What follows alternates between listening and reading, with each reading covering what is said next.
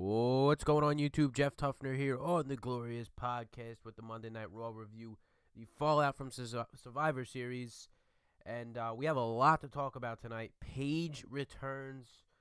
She brought some friends with her from NXT. Roman Reigns is the new Intercontinental Champion.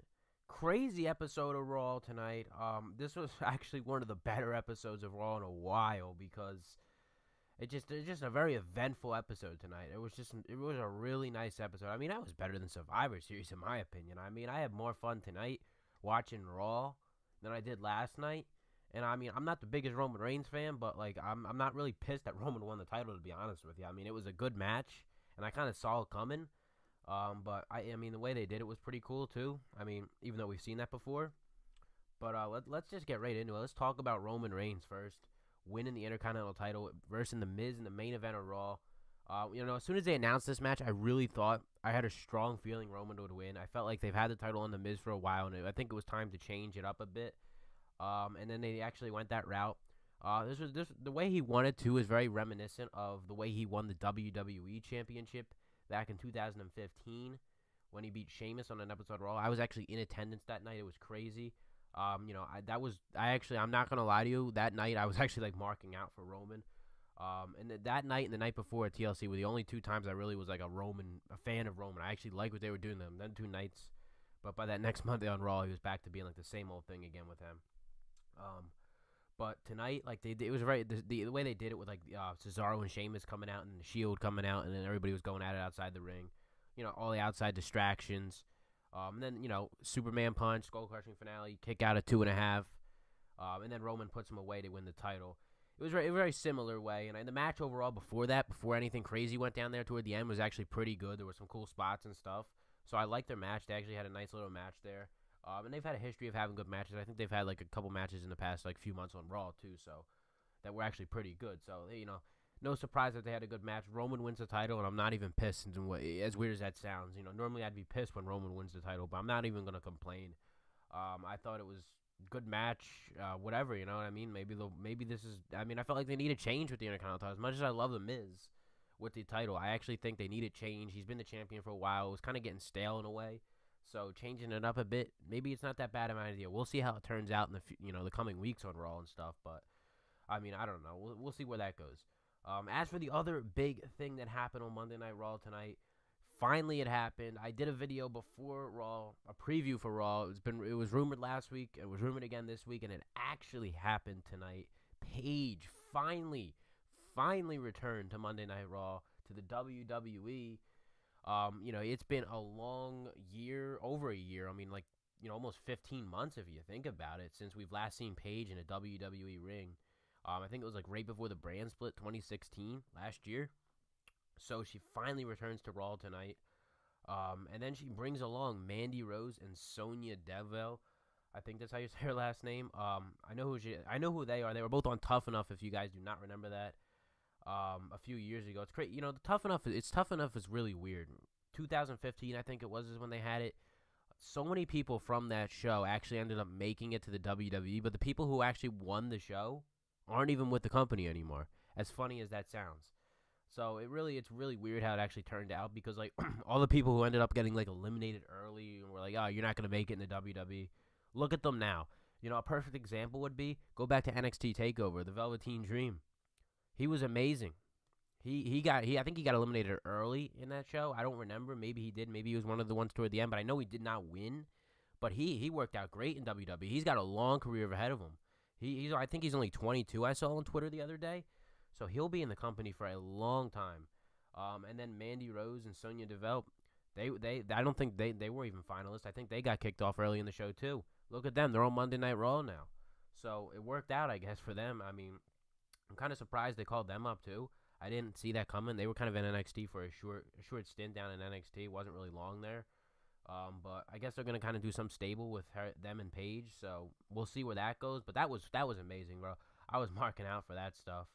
The speculation has already begun. People are saying, the iconic duo Peyton Royce and Billie Kay could show up tomorrow on SmackDown. That would be crazy if that happens too. We'll have to see if that happens tomorrow night. But tonight, that was crazy. I mean, you have Roman win the title. You have Paige, Mandy Rose, Sonya Deville show up on Raw. interrupting the women's Fatal 4-Way match, which was like I had zero interest in. It's like, how many times have we saw this? Up until Paige showed up, I was just like, I was ready to just, not even, watch this match or whatever, get something to eat or whatever, because, what was it? Mickey James, Bayley, Sasha, and Alicia, Fatal 4-Way, #1 contenders match. It's like, this stuff is so predictable. The way they did it, when Alexa came out, cut her promo, and then everyone else came out, it's just like, we've seen this stuff 1,000 times, all the way going back until, like, WrestleMania. It's just like, we have to see this again. So I'm so happy they mix it up a little bit, and they're, adding women to the division. A lot of people are saying, Raw's stacked right now with women. It's got, like, almost twice the amount SmackDown does, which is true in a way, actually, because I think SmackDown's only got, like, 6 or 7. Raw's got, like, 12 women or something. So, yeah, you can make the claim that, maybe they should have went to SmackDown instead of Raw. But you never know who's going to show up on SmackDown tomorrow. So we'll have to see what happens then. But, I was thinking, I said on Twitter, this, all these women coming up to the main roster could be a sign that we're getting a women's Royal Rumble match maybe in January. The Royal Rumble's coming up. They did bring it up on commentary tonight. They did bring up the Royal Rumble. That's the next pay-per-view for Raw, too. Raw doesn't have a pay-per-view between now and the Royal Rumble. They go straight from Survivor Series into the Rumble. So, it's been rumored all year, really. Every here and there you'll hear the rumor pop up that they're going to do the match. So, I would love to see the match. Hopefully they do it. That would be cool. But we'll see where it goes. But I loved everything about it. And then I loved even more the segment backstage where the 3 women, they attacked Alexa. That was great. I love that angle, too. I was hoping for them to. I was feeling they weren't going to do it then tonight, maybe in the future. But they attacked Alexa tonight, kind of making a statement. I love how they booked that. That was Triple H behind that, too. That was not Vince. That was 100% sure. I'm 100% sure that was all Triple H who had some say in how that all went down there. Because it was just booked. It was booked good. That's why. But those were the 2 big highlights of Raw tonight. There were a few other things that happened. Braun Strowman. The opening segment was pretty decent, I think. We got that tease at Triple H versus Kurt Angle. It's going to happen eventually, I think. But they even kind of teased Braun Strowman versus Triple H, too. That's interesting. Some people were even saying, like, I'd rather see Braun Strowman versus Triple H than Kurt Angle versus Triple H, which, it's a valid point. I don't really know which one I want to see. It's kind of tough, to be honest with you. But, we could get one at the Rumble, maybe, and then one at WrestleMania. Or, maybe we'll just get one of them. I don't know. But, for a second there, I thought the Authority was back again. You had Stephanie McMahon come out to open the show, and she brings Triple H out. And then Kurt Angle obviously came out. But I was like, are we about to get, the old 30-minute promos to open up the show every week again? Oh, man, that if they bring them back, though, like, full-time, and they start doing this every week on Raw, it's 30 minutes of Raw, nobody's going to be tuning into Raw until 8:30 if that happens. But I don't know. Kurt Angle's still the GM, but, you can only assume that they're going to do some angle where, he gets fired or something. They did that with Foley back, earlier in the year and stuff. They kind of, did stuff to kind of build up to it, and then eventually he just ended up getting fired right before Mania. So they could do that with Angle, maybe. They'll probably do something where it's like he has a match with Triple H at WrestleMania, and then if he loses the match, he loses his job, and the Authority takes over Raw, which would suck.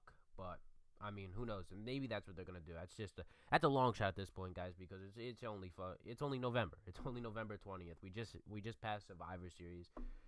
So I don't know. WrestleMania plans change on the go. So I don't know how much. What will happen come WrestleMania time? We'll have to see still. I wouldn't even start really looking into WrestleMania really until after the new year. Once we hit 2018, really. But yeah, they ended up announcing Jason Jordan versus Strowman, which ended up going nowhere. That was right after the women's segment. I was like loving everything I saw with the women's segment, all the returns and stuff. And then they had Braun Strowman versus Jason Jordan. The match lasted about 15 seconds until Kane came out of nowhere and attacked Strowman with a chair. We go from like this great booking to this absolute shit garbage booking, just like that. In a matter of minutes, they could do that. So, it's like you knew Vince was back in control there, because that's all. I have zero interest for a Kane and Braun Strowman feud, to be honest. It's so obvious what they'll do anyway. It would just be, use Kane to put Strowman over. Not that Strowman needs to be put over anymore. He is the top guy on Monday Night Raw right now. I've come on here, every week and said that anymore for the last few months, really. Like, Braun Strowman is the guy right now. He's the monster among men. He is the biggest guy in WWE right now. He's just on top of everybody right now. Everything they do with him is good. He's the one guy they somehow have no trouble booking. Like, they book them so good every week. Like, I complain about booking with almost everybody else but Braun Strowman. Never complain about his booking. So, I mean, they just, continue to book Strowman the right way. Tonight was just another good example. I have no complaints about how he was booked tonight. But I just don't like I don't want to see a Kane feud. Kane feud would just bore me to death. So, I mean, but we're going to get it, unfortunately. I mean, there's no pay-per-view, so expect to see some match or whatever the next few weeks or whatever between them two. And then it'll probably lead up to some main event match, like a steel cage or no holds barred, falls count anywhere, some crazy match where Strowman will end up like killing Kane or whatever, and then writing Kane off, and then Kane will disappear again, something like that. That's probably where that will end up going. Samoa Joe, that was the opening segment, followed by Samoa Joe, Finn Balor. Their match was actually pretty good. I wasn't too excited. I was like, I don't really want to see this. We saw this a couple times already, but they actually had a good match. Joe wins with the Coquina clutch. Now Balor passes out. I don't know where they're going to go. I don't know if these guys are really going to have a feud or whatever down the road. Something I was thinking, like, is Finn Balor maybe next in line to challenge Brock Lesnar for the Universal title? I mean, the Royal Rumble is like, a little over a month away. Actually, 2 months away at this point, but 2 months away.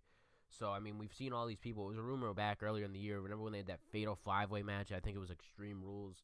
That all 5 men in that match would end up challenging Lesnar between then and WrestleMania. We saw Samoa Joe challenge him, Great Balls of Fire. And then we saw, Lesnar, Strowman, and then Strowman got his own shot at him at No Mercy.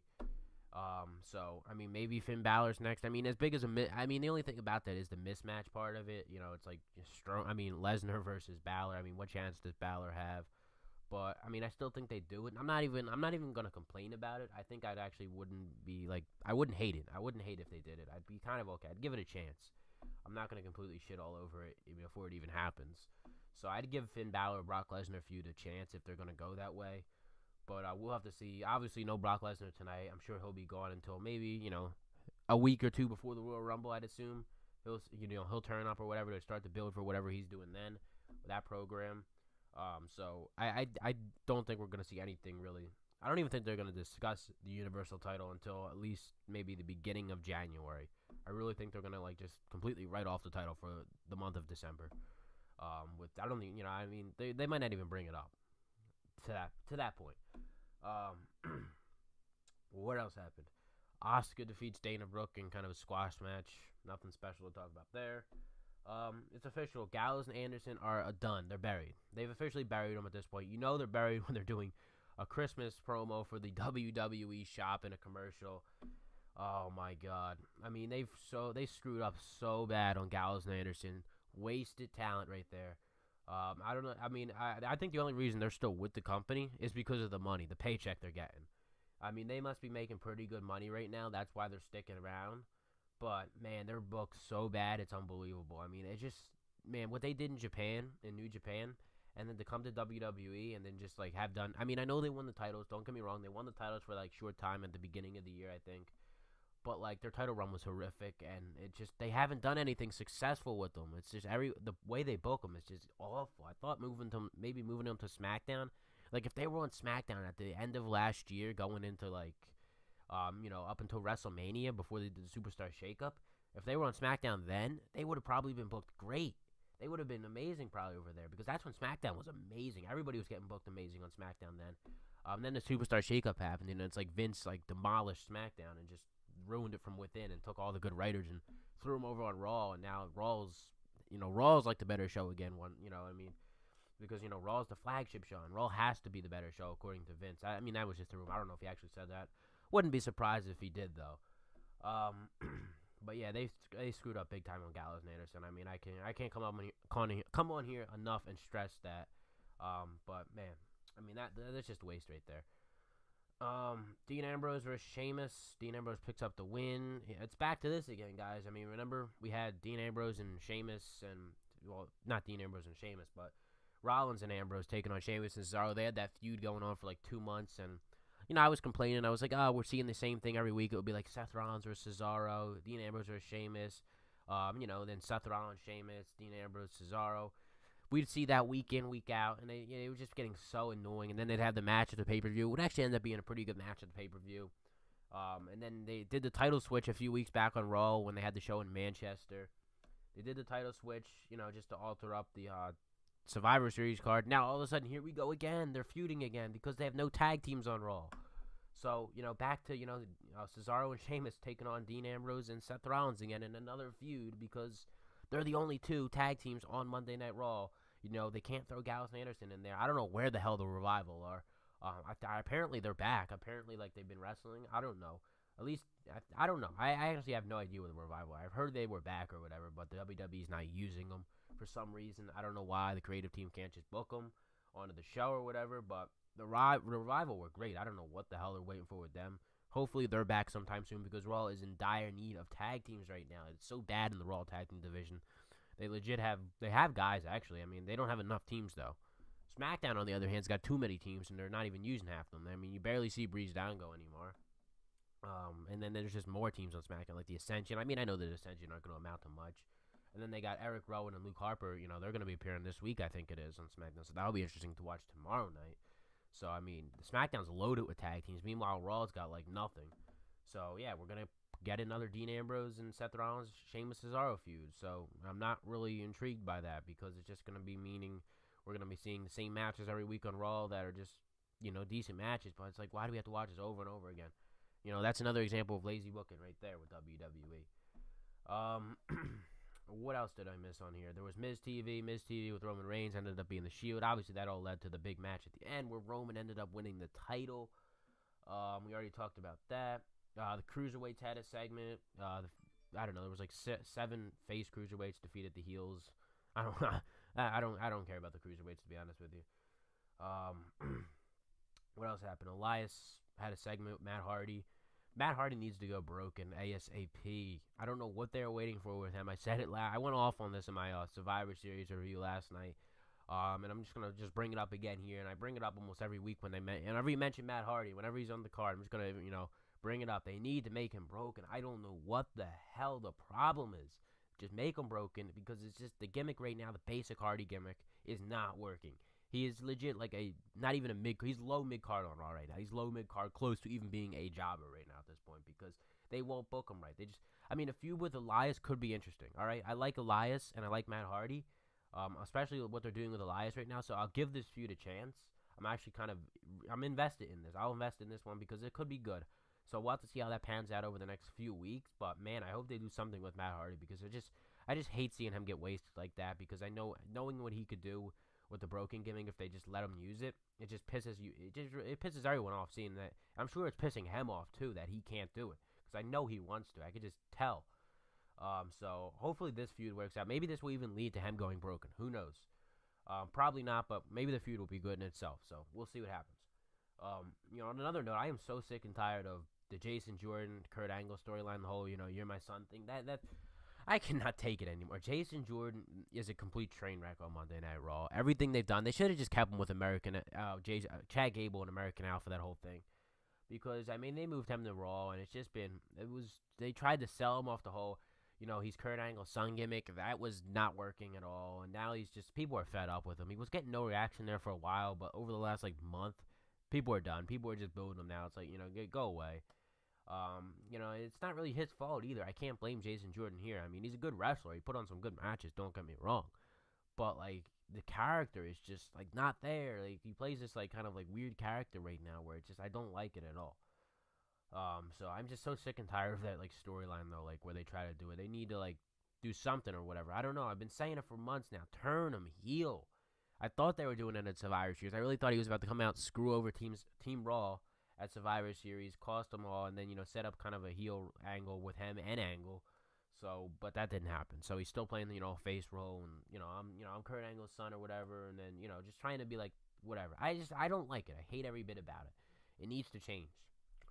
I think I just went right through everything with Raw here tonight, guys. Overall, I liked the show tonight. Paige showing up, Mandy Rose, Sonya Deville. I love that part of the show. That was amazing. I marked out there. I didn't mark out when Roman won the title, but I kind of like I don't know how to describe it really with Roman winning the title. I didn't mark out for it. I'm not the biggest Roman fan at all. I don't hate Roman like some people. I'm not the biggest fan. I don't love when Vince pushes him to the moon and all, winning everything, shoving them down our throats. That gets annoying. Don't get me wrong, but tonight, I don't have a problem with him winning the title. I really don't. I don't know why. I'm sure a lot of people do, and people are pissed as usual when Roman wins anything. But I'm not really that pissed with him winning the title tonight. Like I said before, The Miz. I love The Miz too. I love everything The Miz does. He's been amazing over the last year in WWE. But like I felt like his run was kind of getting a bit stale, and they needed something to change it up. I mean, even if that meant putting the title in Roman, I don't really have a problem with it. Maybe I will come next week if they start, going back to like shit booking. I could be sitting here next week doing a Raw review, pretty much saying get the title back on Miz ASAP because the Roman title run could be already failing miserably. But who knows? Give it a chance, see how it goes. It could be good. We never know with WWE. I mean, probably won't be because most of the stuff they book is awful anymore. But it could be good. I'm not gonna, rule it out as a complete failure. Yeah. I think I've ran through everything though on Raw tonight. I might have missed something small or whatever, but I've covered all the main key points on WWE Monday Night Raw tonight. Survivor Series is now going. SmackDown tomorrow night will actually be interesting, but we'll see what happens on SmackDown because SmackDown got like demolished on Survivor Series. Raw won all the big matches, even though like the final score was like 3-2 or whatever. Raw won all the big matches: the women's elimination, the men's elimination, and the Brock Lesnar AJ Styles match, obviously. So I mean, it's gonna be interesting to see how like the fallout is on SmackDown tomorrow. I mean, there's been many much speculation going into SmackDown, and all these crazy things will happen. I might do a video actually before SmackDown, doing like a little. I did a Raw preview today. I haven't done them before really. I might do a SmackDown preview tomorrow because there's a lot of rumors going around about SmackDown tomorrow, things that could happen. So I'm really curious about SmackDown tomorrow. I don't know. Every time I get a little excited for SmackDown, it ends up disappointing me. Every week I'll say like, oh, there's so much potential in SmackDown tonight. It'll end up being like one of the worst episodes ever. And they just fail on it. And it's the shows that I have no interest in initially end up being the better shows on SmackDown. That's how it's been really ever since the past summer, the beginning of summer really. So I don't know. I hope it's good tomorrow night. I mean, Survivor Series was decent. Well, I think Raw was better than Survivor Series. This is my opinion at least. I enjoyed Raw tonight. I wasn't passing out. I was actually into it tonight. Lots of more better stuff than bad stuff, which is pretty much the key. If it's more good than bad, it's gonna be a pretty good show then. But that's it though. Let me know what you guys thought of Monday Night Raw down in the comments section below. Make sure you leave a like and hit that subscribe button on your way out. And go follow me all over social media. Links in the description as always.